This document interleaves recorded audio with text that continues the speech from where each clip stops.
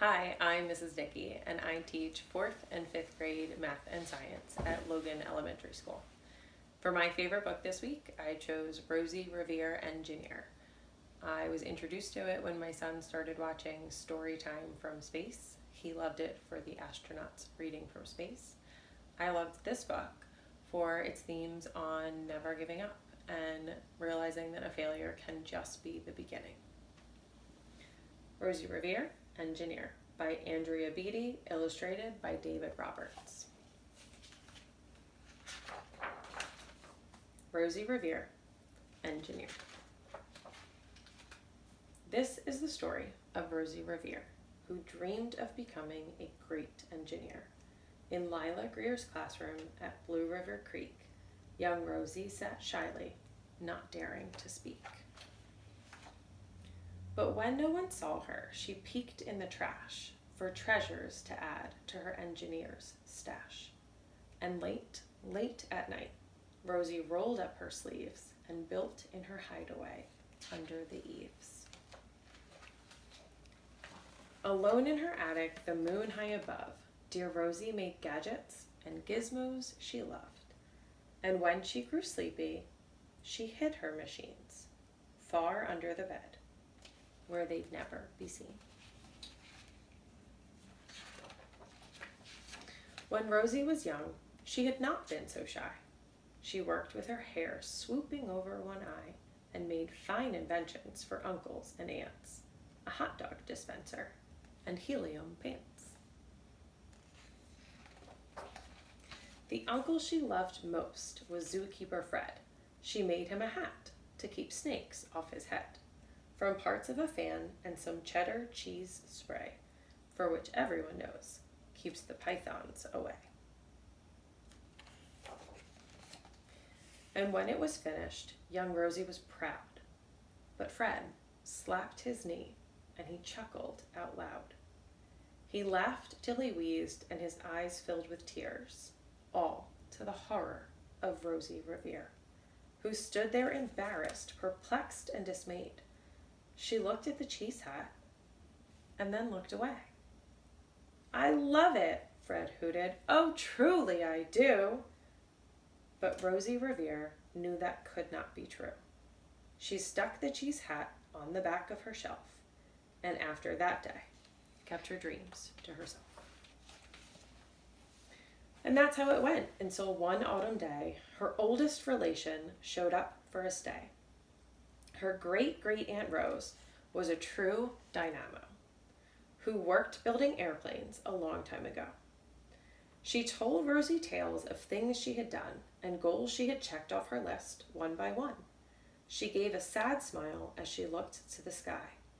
"The only thrill left on my list is to fly. But time never lingers as long as it seems. I'll chalk that one up to an old lady's dreams." That night, as Rosie lay wide-eyed in bed, a daring idea crept into her head. Could she build a gizmo to help her aunt fly? She looked at the cheese hat and said, "No, not I." But questions are tricky, and some hold on tight, and this one kept Rosie awake through the night. So when dawn approached and red streaks lit the sky, young Rosie knew just how to make her aunt fly. She worked and she worked till the day was half gone, then hauled her cheese copter out onto the lawn to give her invention a test just to see the ridiculous flop it might turn out to be. Strapped into the cockpit, she flipped on the switch. The Hello Cheese copter sputtered and twitched. It floated a moment and whirled round and round, then froze for a heartbeat and crashed to the ground.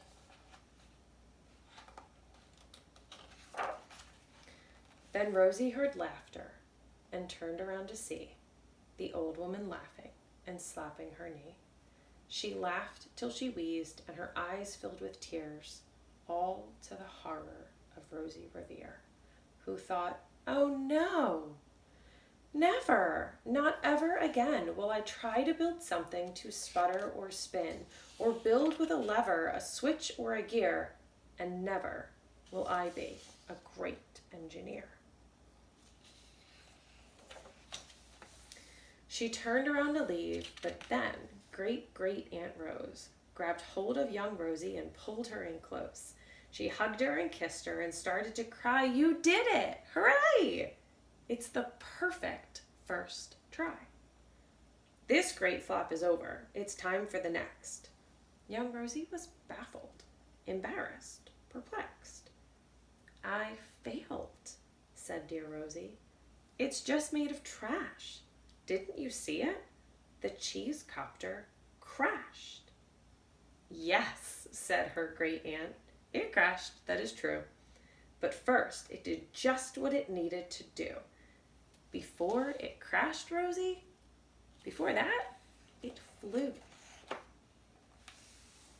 Your brilliant first flop was a raging success. Come on, let's get busy and on to the next. She handed a notebook to Rosie Revere, who smiled at her aunt as it all became clear. Life might have its failures, but this was not it. The only true failure can come if you quit. They worked till the sun sneaked away to its bed. Aunt Rose tied her headscarf around Rosie's head and sent her to sleep with a smile ear to ear to dream the bold dreams of a great engineer.